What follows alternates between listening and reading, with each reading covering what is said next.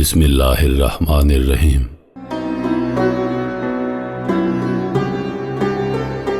Baghdad کے خلفائے عباسیہ میں سے ہارون کے زمانے میں لوگ راحت و آرام سے رہتے تھے۔ اس زمانے میں ایک مزدور تھا جو شہر کے بازاروں میں محنت مزدوری کر کے اپنی روٹی کماتا تھا۔ ایک دن معمول کے مطابق وہ صبح سویرے بازار میں مزدوری کی تلاش میں آیا۔ ایک نقاب پوش عورت نے اس کو اشارہ کیا کہ میرے ساتھ آؤ۔ مزدور اپنا ٹوکرا لے کر اس کے پیچھے پیچھے ہو لیا۔ اس عورت نے مختلف جگہوں سے بہت سی چیزیں خریدیں اور ٹوکرے میں رکھتی رہی۔ اس کے بعد گھر روانہ ہو گئی اور بہت سی گلیاں طے کر کے ایک عالیشان مکان میں آ گئی۔ مکان اندر سے بڑا آراستہ تھا اور سامنے دلان میں مسند پر ایک عورت بیٹھی تھی جو انداز سے ملکہ معلوم ہوتی تھی۔ مزدور نے سامان اتارا اور ایک طرف کھڑا ہو گیا۔ مسند پر بیٹھی عورت نے صافی صافی کہہ کر آواز دی۔ ایک خوبصورت عورت آئی اور کہنے لگی کہ بہن زبیدہ، میں کھانے کا انتظام کروا رہی ہوں۔ مالکہ نے جس کا نام زبیدہ تھا کہا کہ دیکھو، امینہ سامان لے آئی ہے، کوئی چیز رہ تو نہیں گئی۔ صافی نے سب سامان اٹھوا کر اندر رکھ دیا۔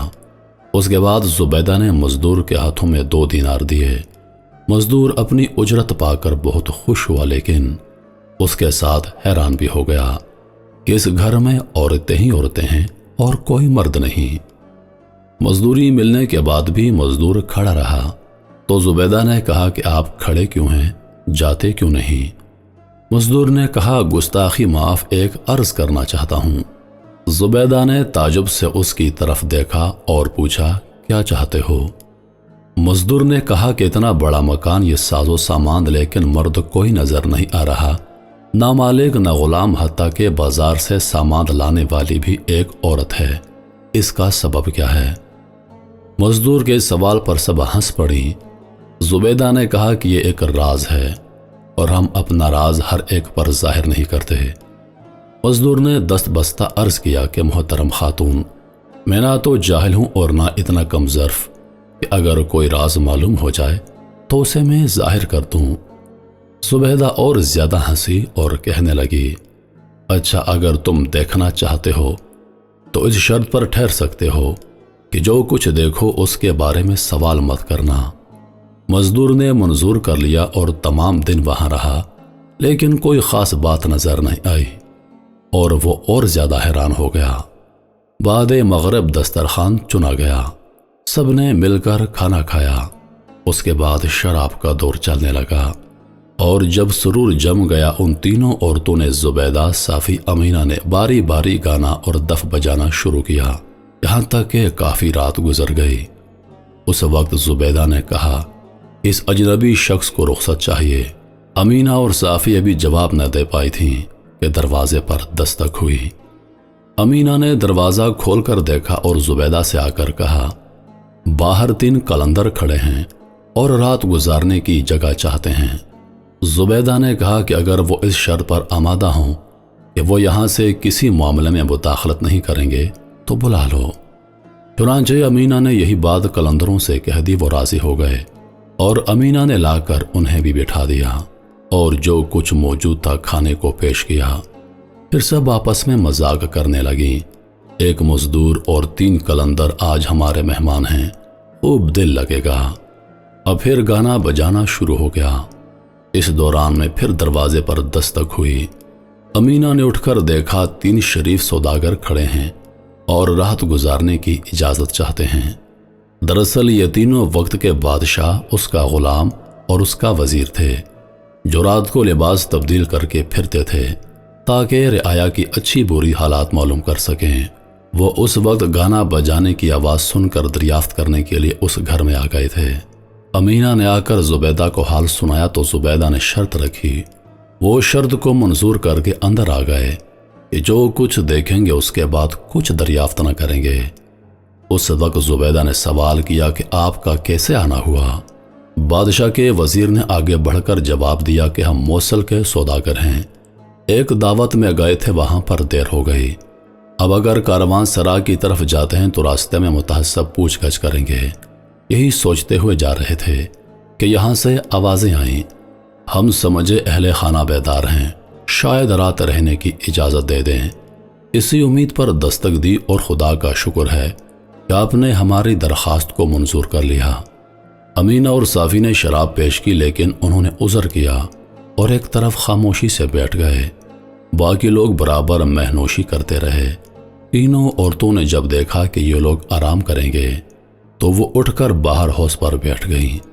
پھر انہوں نے مزدور کو بلایا اور سامنے 2 کتیاں بندھی تھیں، ان کو لانے کا حکم دیا۔ مزدور نے ان دونوں کو لا کر سامنے کھڑا کر دیا۔ زبیدہ اٹھی اور چابک لے کر دونوں کتیوں کو اتنا مارا کہ خون جاری ہو گیا اور خود بھی تھک کر چور ہو گئی۔ اس کے بعد ان کو پیار کیا، زخم دھو کر باندھے اور پھر وہیں پہنچا دیا جہاں سے مزدور ان کو کھول کر لایا تھا۔ بادشاہ بہت متعجب ہوا اور چاہا کہ حال دریافت کروں، لیکن وزیر نے اشارے سے روکا۔ اس کے بعد پھر تینوں عورتیں گانا بجانے لگیں۔ امینہ نے ایک غزل شروع کی اور بہت پر درد لہجے میں گانے لگی، یہاں تک کہ زبیدہ وجد میں آ گئی اور اپنے تمام کپڑے پھاڑ ڈالے اور پیٹھ ننگی ہو گئی۔ خلیفہ نے دیکھا کہ اس پر تازیانہ کے نشانات ہیں۔ اس کے بعد امینہ نے ایک غزل گائی تو یہ حال صافی کا ہوا، اس کی کمر پر بھی تازیانہ کے نشانات تھے۔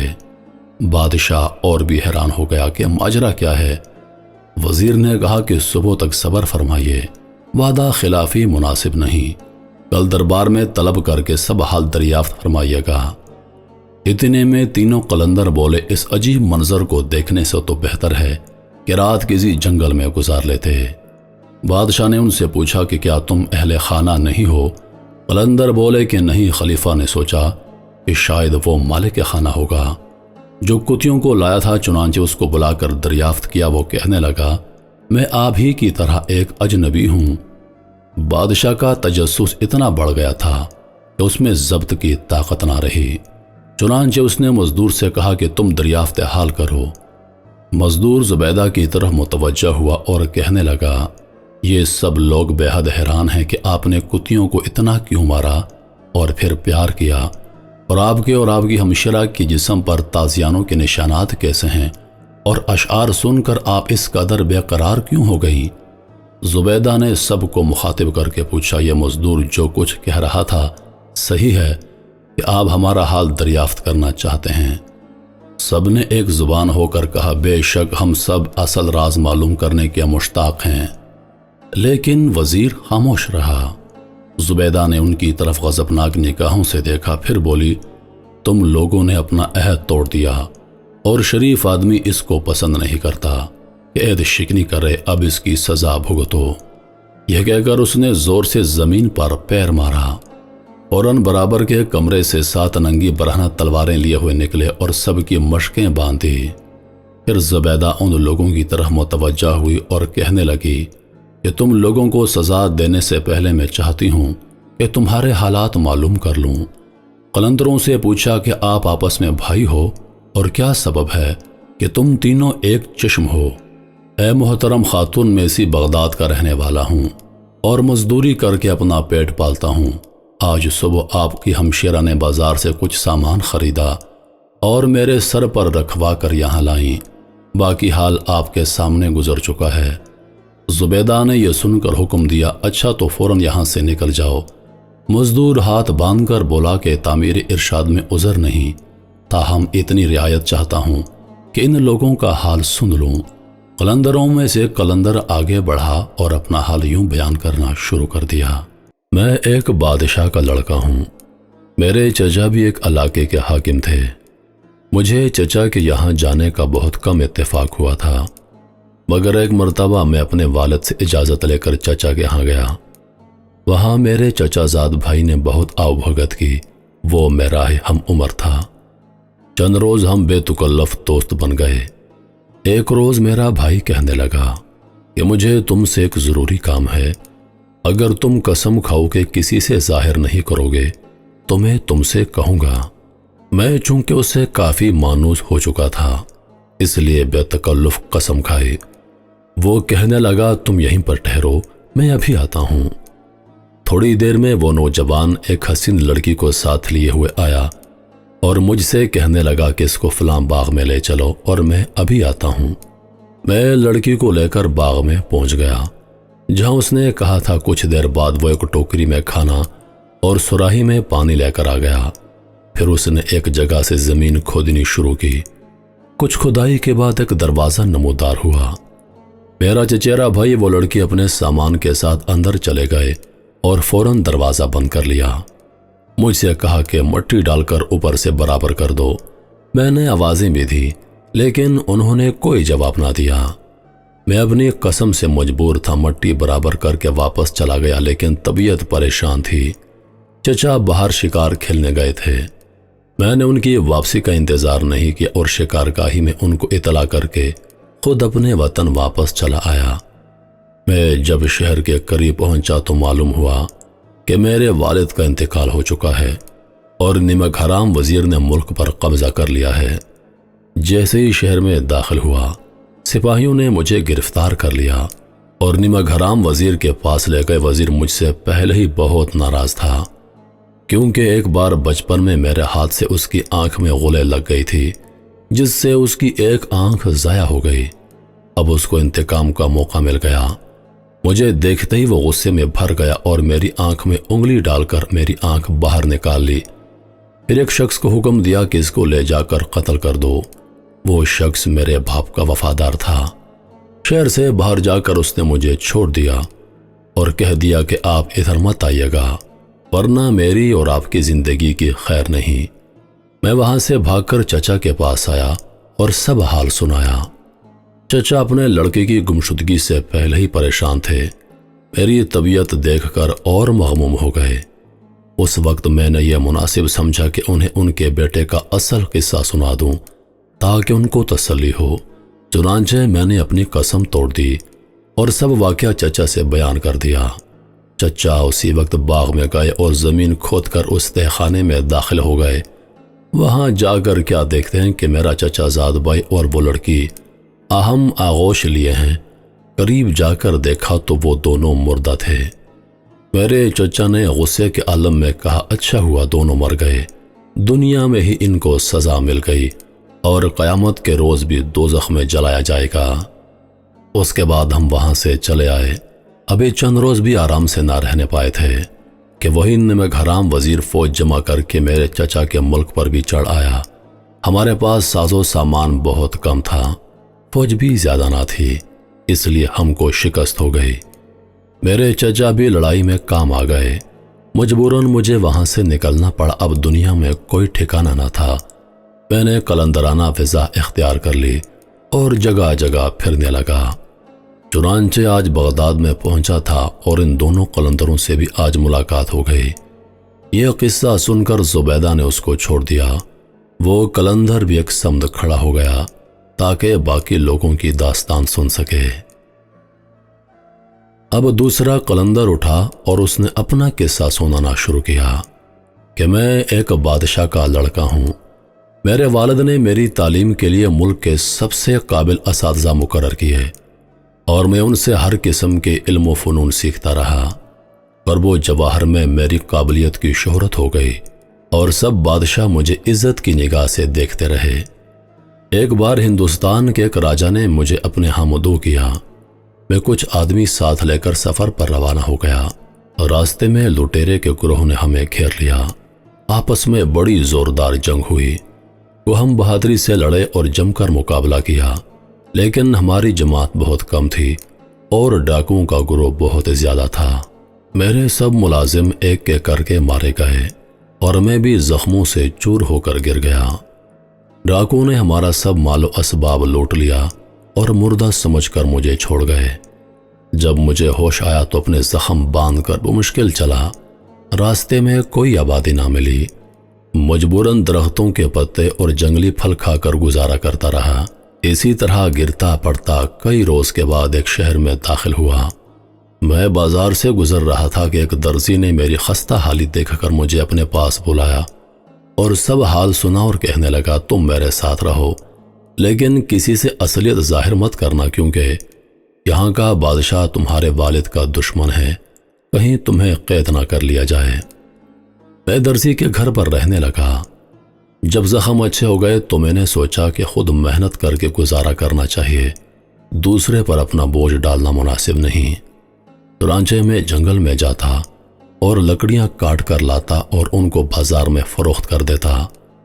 ایک روز میں لکڑیاں کاٹ رہا تھا، ایک بہت پرانے درخت کے نیچے مجھے لوہے کا کنڈا نظر آیا۔ میں سمجھا کہ ممکن ہے کوئی دفی نہ ہو۔ چنانچہ میں نے وہاں کی مٹی ہٹائی تو ایک دروازہ نظر آیا۔ میں جھجک کر اس کے اندر چلا گیا۔ رسی اور کلہاڑی میرے ہاتھ میں تھی۔ تھوڑی دور آگے بڑھا تو عالیشان محل نظر آیا۔ اس کے دروازے پر ایک خوبصورت عورت کھڑی تھی۔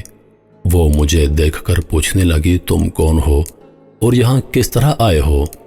میں نے اس کو اپنا تمام قصہ سنا دیا۔ وہ کہنے لگی، خدا کا شکر ہے، آج مدت کے بعد میں نے انسان کی شکل دیکھی ہے۔ پھر اپنا حال سنانے لگی کہ ایک جن نے مجھے گھر سے اٹھایا ہے اور یہاں لا کر رکھا ہے۔ 9 روز تک وہ کہیں باہر رہتا ہے اور 10ویں روز میرے پاس آتا ہے، صرف ایک دن رہ کر چلا جاتا ہے۔ تم میرے پاس رہو، میں بڑی پریشان ہوں۔ ہر 10ویں دن تم روز باہر جایا کرنا اور 9 روز میرے پاس آرام سے رہا کرنا، یہاں کسی چیز کی کمی نہیں۔ اس کے بعد اس نے مجھے اپنا لباس دیا۔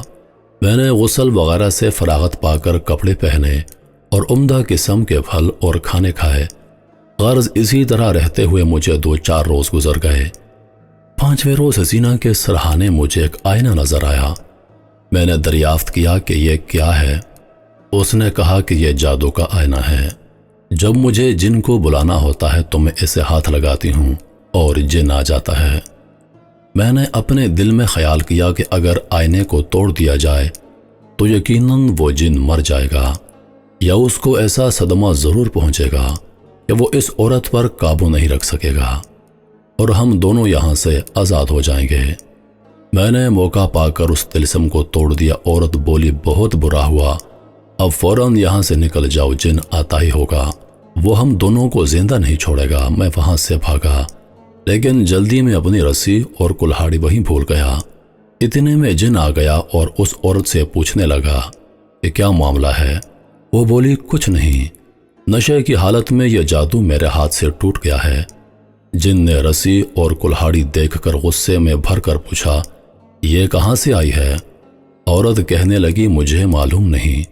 جن نے کہا، تم جھوٹ بولتی ہو، یقیناً یہاں کوئی آدمزاد آیا ہے اور اس کو مارنے لگا۔ میں دروازے کے پاس چھپا ہوا سب کچھ دیکھ رہا تھا۔ اب مجھ سے صبر نہ ہو سکا۔ میں نے اپنے کپڑے اتار کر ایک طرف ڈال دیے اور بھاگ کر پھر اسی درزی کے مکان میں چھپ گیا۔ مجھے آئے ہوئے زیادہ دیر نہیں گزری تھی کہ درزی اندر آیا اور کہنے لگا، تمہیں ایک بوڑھا بلا رہا ہے اور تمہاری کلہاڑی جو تم جنگل میں بھول آئے تھے وہ لایا ہے۔ یہ سن کر میں ڈرا، لیکن اتنی دیر میں وہ بوڑھا خود اندر چلا آیا اور میرا ہاتھ پکڑ کر آسمان کی طرف اڑ گیا۔ پھر اسی مکان میں لایا جہاں میں اور وہ عورت 4 دن تک رہے تھے۔ اس کے بعد عورت کی طرف متوجہ ہو کر کہنے لگا، یہ ہے وہ تمہارا عاشق؟ وہ بولی کہ میں اس کو نہیں جانتی ہوں۔ جن نے کہا، اگر تو سچی ہے تو میرے سامنے اپنے ہاتھ سے اسے قتل کر۔ عورت بولی کہ اول تو مجھ میں اٹھنے کی تاب ہی نہیں، اور اگر اٹھوں تو ایک بے گناہ کو کیوں قتل کروں؟ پھر جن نے مجھ سے کہا کہ اچھا تم اس کو قتل کر دو تاکہ مجھے یقین آ جائے کہ تمہارا اس سے کوئی تعلق نہیں۔ میں نے کہا، آپ ہی غور کیجئے، ایک بے گناہ عورت کو قتل کر کے میں اپنی عاقبت کو کیوں خراب کروں؟ جن غصے کی حالت میں تھا۔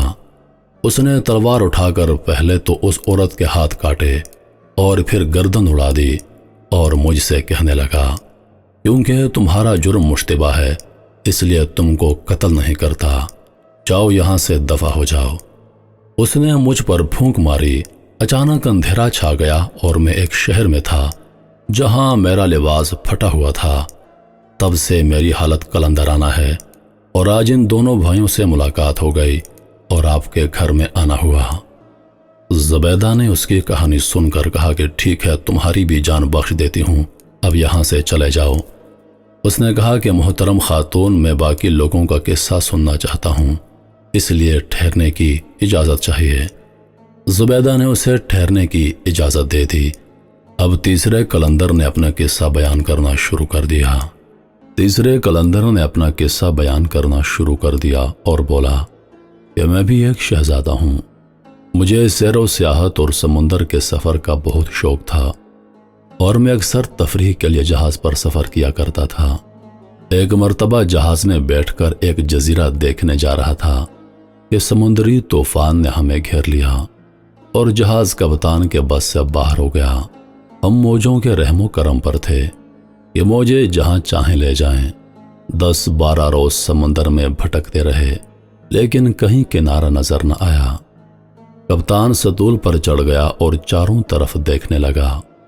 تھوڑی دیر کے بعد گھبرایا ہوا نیچے اترا اور کہنے لگا اب بچنے کی کوئی امید نہیں ہے۔ میں نے پوچھا کیوں، کیا ہوا؟ کپتان بولا ہم بھٹک کر مقناطیسی پہاڑ کے قریب آ گئے ہیں اور کچھ دیر میں جہاز اس سے ٹکرا جائے گا۔ جتنا لوہا جہاز میں استعمال ہوا ہے سب پہاڑ سے چمٹ جائے گا اور تختے الٹ جائیں گے۔ یہ سن کر سب زاروں قطار رونے لگے۔ اتنے میں جہاز پہاڑ کے اور قریب آ گیا اور پھر دفتن تیزی سے چلا اور پہاڑ سے ٹکرا کر ٹکڑے ٹکڑے ہو گیا۔ مجھے نہیں معلوم کہ میرے ساتھیوں میں سے کون بچا یا سب غرق ہو گئے۔ میں ایک ٹوٹے ہوئے تختے پر بہتا رہا یہاں تک کہ ایک دوسرے پہاڑ کے کنارے جا لگا۔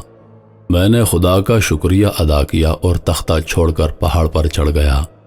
میں کئی مہینوں تک اس پہاڑ میں بھٹکتا رہا۔ مجھے وہاں سے نکلنے کا کوئی راستہ نظر نہیں آ رہا تھا۔ اچانک کیا ہوا کہ ایک دن کہیں سے جہاز وہاں سے گزر رہا تھا۔ میری خوش قسمتی کے جہاز والوں کی مجھ پر نظر پڑ گئی۔ انہوں نے مجھے اپنے ساتھ بٹھا لیا اور یہاں بغداد میں لا کر مجھے اتار دیا۔ اے محترمہ، تب سے میں قلندرانہ ویزا اختیار کیے ہوا ہوں اور آج آپ کے گھر میرا آنا ہوا۔ زبیدہ نے یہ سن کر اس کو بھی جانے کی اجازت دے دی۔ پھر بادشاہ اور اس کے وزیر کی طرف متوجہ ہو کر بولی کہ تم بھی اپنا قصہ بیان کر دو۔ وزیر نے کہا ہمارے حالات وہی ہیں جو ہم نے مکان میں داخل ہونے سے پہلے بیان کیے تھے۔ زبیدہ نے اپنے غلاموں کو حکم دیا کہ ان سب کو باہر نکال دو۔ بادشاہ کے اشارے پر وزیر تمام قلندروں کو اپنے ساتھ لے گیا۔ صبح بادشاہ کا دربار آراستہ ہوا تو بادشاہ نے حکم دیا کہ فلاں محلے سے زبیدہ، صافی اور امینہ ماں اپنی کوتیوں کے ساتھ لائی جائیں۔ حکم کی تعمیل کی گئی۔ زبیدہ کی نظر بادشاہ اور اس کے وزیر پر پڑی تو ان کو پہچان کر کانپ گئی کہ یہ تو رات والے سوداگر ہیں۔ دیکھیے شب والی گستاخی کا کیا انجام دیا جاتا ہے۔ بادشاہ نے زبیدہ کو اپنے حالات بیان کرنے کا حکم دے دیا۔ زبیدہ کانپتی ڈرتی ہوئی آگے بڑھی اور اس طرح حالات زندگی بیان کرنا شروع کر دیے۔ اے بادشاہ، یہ دونوں کتیاں میری سگی بہنیں ہیں۔ ان میں سب سے بڑی بہن میں ہوں۔ صافی اور امینہ میری سوتیلی بہنیں ہیں۔ والد کے انتقال کے بعد ورثے میں ہمیں کافی جائیداد ملی۔ میری حقیقی بہنوں نے اپنی منشا کے مطابق اپنے نکاح کر لیے اور شوہروں کے ہمراہ چلی گئیں، لیکن ان کا انتخاب غلط ثابت ہوا۔ تھوڑی ہی مدت میں ان کا روپیہ پیسہ ختم ہو گیا اور ان کے خاوندوں نے ان کو گھروں سے نکال دیا۔ یہ تباہ و برباد ہو کر میرے پاس آئیں۔ میں نے ان کو سر آنکھوں پر بٹھا لیا اور جتنی دلجوئی کر سکتی تھی وہ میں نے کی۔ ابھی 1 سال بھی پورا نہ گزرا تھا ان دونوں نے ایک مرتبہ پھر شادی کا اظہار کیا۔ میں نے کہا کہ پہلے نکاح کے بعد تمہاری کیا بھلائی ہوئی کہ اب تم پھر ارادہ کر رہی ہو؟ چند دن صبر کر لو، مناسب موقع دیکھ کر میں تمہاری شادی کا انتظام کر دوں گی۔ لیکن میری دونوں بہنیں بضد تھیں اور حسب مرضی دوبارہ نکاح کر لیا، لیکن کچھ ہی دن بعد پھر پریشان حال واپس آ گئیں۔ میں نے مناسب نہ سمجھا کہ اس وقت ان کو ملامت کروں، اپنے ہاں محبت سے رکھا۔ ابھی چند مہینے گزرے تھے کہ ہمیں تجارت کرنے کا خیال پیدا ہوا۔ ہم نے مناسب مال خرید کر بصرہ کی طرف روانہ ہو گئے۔ تقدیر سے ہمارا جاز راستہ بھول گیا اور ہم بظاہر ایک غیر آباد جزیرے کے پاس پہنچے۔ کپتان نیچے اترا اور جزیرے کے حالات معلوم کرنے چلا گیا۔ تھوڑی دیر بعد واپس آیا اور کہنے لگا کہ یہاں آ کر خدا کی قدرت تو دیکھو، کیا کیا عجائبات ہیں۔ ہم سب اتر کر گھومنے پھرنے لگے۔ میری بہن ایک سمت چلی گئیں، میں دوسری سمت چل پڑی۔ معلوم ہوتا تھا کہ ایک پورا شہر آباد ہے، مکان نفیس اور عالیشان بازار سجے ہوئے باغات اور نہریں موجود، ہر طرف پھیلے ہوئے ہزاروں آدمی سڑکوں پر نظر آئے، لیکن سب کے سب پتھر کے بنے ہوئے، کوئی اپنی جگہ سے حرکت نہیں کر سکتا تھا۔ میں سخت تعجب کے عالم میں دیکھتی ہوئی آگے ہی آگے بڑھتی گئی۔ تھوڑی اور آگے بڑھی تو ایک مکان سے انسانی آواز آئی۔ میں نے اندر جھانکا تو معلوم ہوا کہ ایک بہت خوبصورت نوجوان بیٹھا قرآن پاک کی تلاوت کر رہا ہے۔ میں نے اندر جا کر سلام کیا۔ جب سے میری اس پر نظر پڑی میرے دل کی دنیا بدل گئی۔ اس نوجوان کو دیکھ کر میں اس سے محبت کرنے لگی۔ جب سلام کر کے میں اس کے قریب گئی تو وہ بھی کھڑا ہو گیا اور کہنے لگا، خدا کا شکر ہے، آج مدت کے بعد اپنے جنسوں کی صورت نظر آئی۔ میں نے اس سے حال دریافت کیا تو وہ بولا کہ اس ملک کا بادشاہ میرا باپ ہے اور یہاں کے لوگ آتش پرست ہیں۔ میری پرورش ایک دایا نے کہ وہ مسلمان تھی، کبھی کبھی مجھے بھی اسلام کے فرائض بتایا کرتی تھی۔ جب میں سن شعور کو پہنچا تو میں پوشیدہ طور پر مسلمان ہو گیا۔ یہ لوگ سب آتش پرست تھے، آخر ان پر عذاب آیا اور سب پتھر کے بن گئے، صرف میں تنہا باقی بچا ہوں۔ اے بادشاہ، یہ حال سن کر میں ڈری اور اس سے کہنے لگی کہ کنارے پر ہمارا جہاز کھڑا ہے، اگر آپ بھی یہاں سے چلنا چاہیں تو ہمارے ساتھ چلیں۔ وہ تیار ہو گیا۔ پھر ہم جہاز پر آئے اور یہاں سے زور و جواہر بھی لیا۔ وہ نوجوان شہزادہ بھی مجھ سے محبت کرنے لگا۔ چنانچہ جہاز پر ہی ہم نے نکاح کر لیا اور ہم ہنسی خوشی بغداد کی طرف روانہ ہو گئے۔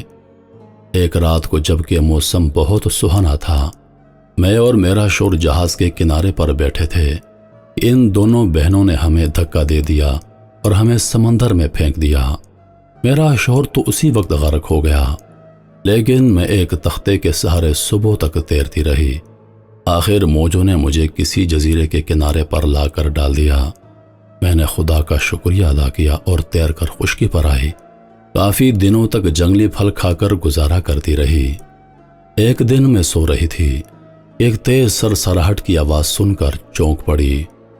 سامنے دیکھا کہ ایک سانپ منہ کھولے بری طرح بھاگا ہوا آ رہا ہے اور اس کے پیچھے ایک اژدہا ہے۔ میں گھبرا کر اٹھی اور ایک بڑا سا پتھر اٹھایا۔ جو ہی وہ میرے قریب سے گزرے ان پر دے مارا۔ پتھر اژدہا کو لگا اور اس کا سر کچل گیا۔ سانپ نے میری طرف دیکھا اور پھر ایک دم اوپر اڑ گیا۔ میں یہ ماجرا دیکھ کر بہت پریشان ہو گئی کہ کیا کر سکتی تھی۔ اس پریشانی میں بھی خدا جانے کس طرح میری آنکھ لگ گئی۔ جب بیدار ہوئی تو کیا دیکھا کہ ایک خوبصورت عورت 2 کتیوں کو لیے بیٹھی ہے۔ میں اس کو دیکھ کر ڈری، لیکن وہ میرے قریب آ کر کہنے لگی کہ تم پریشان نہ ہو، میں دوست ہوں، دشمن نہیں۔ حقیقت میں انسان نہیں ہوں بلکہ میں ایک پری ہوں۔ ابھی کچھ دیر ہوئی تم نے میری جان بچائی تھی۔ میں نے پوچھا کہ میں نے تمہاری جان کب اور کس طرح بچائی؟ وہ مسکرا کر بولی، وہ سانپ جو دوڑا ہوا آ رہا تھا وہ میں ہی تھی، اور یہ اژدہا جو مرا پڑا ہے ایک جن تھا جو مجھے پکڑنا چاہتا تھا۔ خدا نے اس وقت تمہیں میری مدد کے لیے بھیج دیا اور تم نے اس خبیث کو ہلاک کر دیا۔ اس کی ہلاکت کے بعد جب اطمینان سے میں نے تمہاری طرف دیکھا تو مجھے تمہارا سارا حال معلوم ہو گیا۔